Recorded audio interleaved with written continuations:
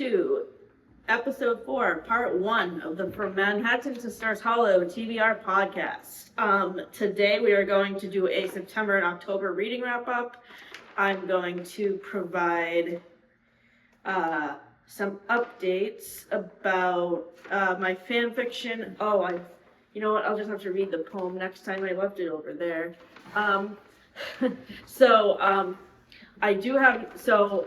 Today the person who was supposed to help me with my fan art was supposed to join us, but she ended up not being available anymore, so she outsourced the fan artwork to her friend, and Kathleen will pop the picture of the mood board up in this corner right here. So I just wanted to take the opportunity to thank Kora for her help. The artwork turned out great. So I am charging $15 for the fan fiction, and it will be on sale at the art show. December 12th. The art show is on December 12th. I will be accepting requests for pre-orders up until that time, and then I will be closing the option, because by the time the art show comes, I'm hoping to have a lot of orders in, so that is $15. You can either give me cash, write me a check, or send me the money through Venmo. The fan fiction is called Welcome to Star Valley. It is inspired by Friends and Gilmore Girls, but used with original characters because I had to obviously change all of the character names to avoid getting sued by Warner Brothers for copyright.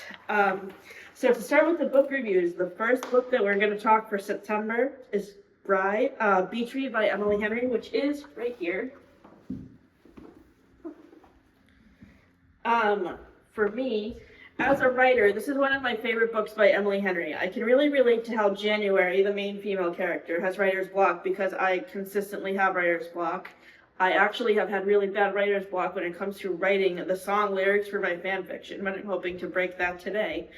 My favorite scene appears on 131 when they are at the carnival because it reminds me of the boardwalk at my summer home in Hall, Massachusetts. Gus's quote about being overwhelmed in January just melts my heart. Kathleen, what did you like about Beach Read? I just enjoyed the writing style on this book and how both characters were writers. I kind of enjoyed seeing their difference of opinions and things. And I feel like it was just really well written, and it was a book that you don't want. It's compelling, so you don't want to put it down. What did you give it for a rating? I'll give it 5 stars. Yeah. Yes, I gave it just about the same. The next book we're talking about is Heartburn, which is Nora Ephron's memoir that came out in 2006, I think.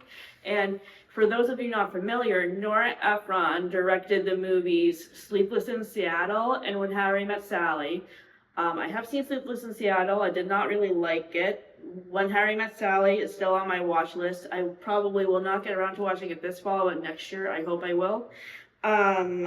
So in this memoir, Nora Ephron's self-insert character is named Rachel, and she's a food critic.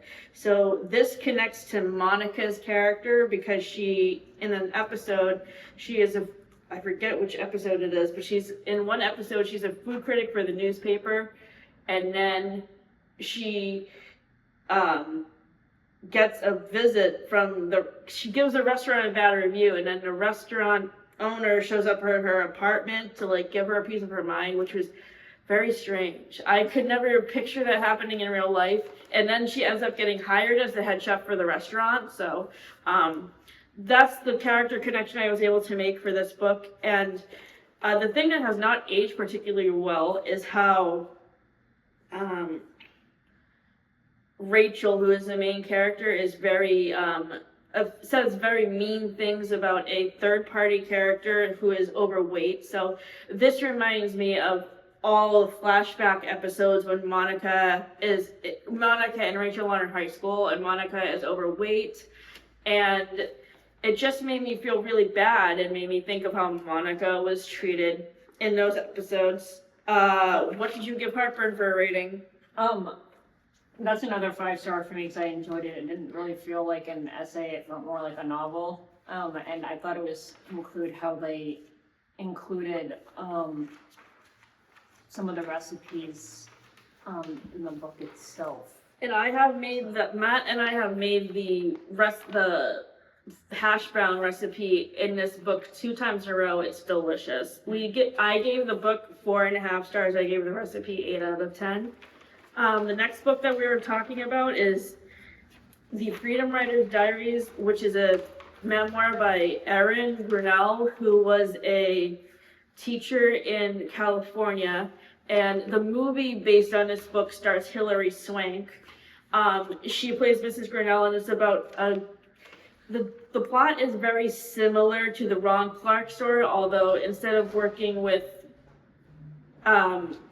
elementary school kids, the teacher is working with a group of underprivileged high school kids. And I love this book.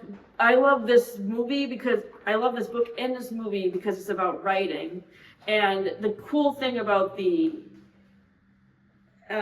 book is that the students included their writing pieces in the book, so it was great to see what they were working on in class, and it actually may have inspired my own writing. So Freedom Writers Diaries got 5 stars from me. We have not watched the movie yet, and we probably won't get around to watching it till after Christmas, but I watched it last year with Matt, and I gave it 9 out of 10.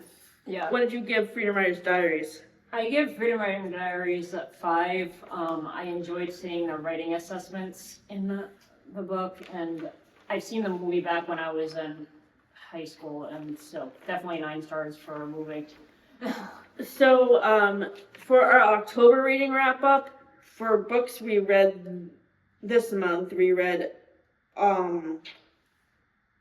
Northanger Abbey. Northanger Abbey by Jane Austen, Rebecca by Daphne du Maurier, and Bride by Allie Hazelwood, and the sequel Mate, which came out on October 7th.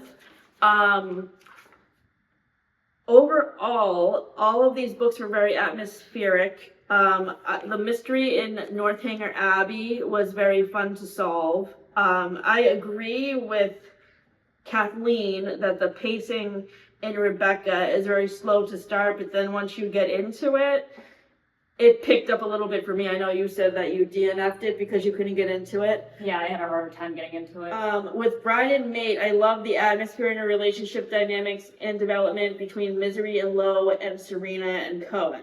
So Bride is a 5-star rating. Rebecca was 4 stars. Mate was 4 stars. Northanger Abbey was 5 stars. And yeah, that's it for the Halloween books. Yeah. And you said that most of the Halloween books were DNF. Did you finish Mate yet? No, I ended up DNFing that. I felt like it was a little slow, so, but yeah. So I think the only November book October, book I finished, correction, was Northanger Abbey. So that's definitely a 5-star read for me. For movies this month, we watched Halloween Town, which is a Disney Channel original movie that came out in 2001. So I missed out on this movie as a kid. I don't know what else I was watching at the time for movies based on Halloween, but I feel like I missed out, and I'm happy I finally got to watch this for the first time. So if I had watched this when I was a kid, I would have been able to relate to the teenager in this movie, because the actress at the time the movie came out was my age. Kimberly J. Brown was 14 and I was 14. So basically, I feel like Halloween Town is a more kid-friendly version Of a Halloween movie. The Nightmare Before Christmas. It's like less spooky. Yep. I love The Nightmare Before Christmas because I love the music and I love the relationship between Sally and Jack. But this movie is a lot of fun because the kids are going on an adventure to like save Halloween, to help their grandmother, who is played by the late Debbie Reynolds from Singing in the Rain, with the recipe that she's making, and like they have to steal an amulet back from the mayor, who's actually the villain of the movie. So I just loved it. I loved all the acting, and I can't wait to watch the sequel next October, Halloween Town 2. Yeah. I feel like the Halloween Town movie, the first one, was really well done. It was the only thing that, the reason why I give it 9.5 stars is because the only thing that bothered me about it was we don't know what happens to the kid's death. Like, he's kind of just out of the picture. Like, you don't even know what happened to him. I was thinking maybe he died. Yeah, that's what I was thinking too, but it's like a little unclear because they don't actually really tell you in the movie, but I feel like the same. It has a great storyline. I feel like the same thing happened in Angela's Ashes, because in the book Angela's Ashes, they never say how one of the siblings passes away, but then in the movie they explain it. So yeah, I wish they had explained what happened to the dad in Halloween Town as well. Yeah. The next movie that we're talking about is Patrice. Now, Matt and I saw Patrice when they had the opening of Space Gallery in February. We then got together to watch it at the end of August at my apartment. Kathleen, what did you think of Patrice? I enjoyed it. I think it was, they did a really good job explaining, like, the, people with disabilities and, like, the legal marriage part and the, the penalty, that they explain in that film. So I think it's just really well done for a film. Yes, I agree with you. And also, when we had the opening of Space Gallery, we talked with Patrice and her husband over Zoom, and they were a really kind couple, and I really enjoyed talking to them. And they are very inspirational, and I really admire them for all of the stuff that they did. Yeah. Finally, to wrap up today's episode, we're going to be talking about Season 1, Episode 4 of Parenthood, The Deep End of the Pool. Parenthood was on what channel?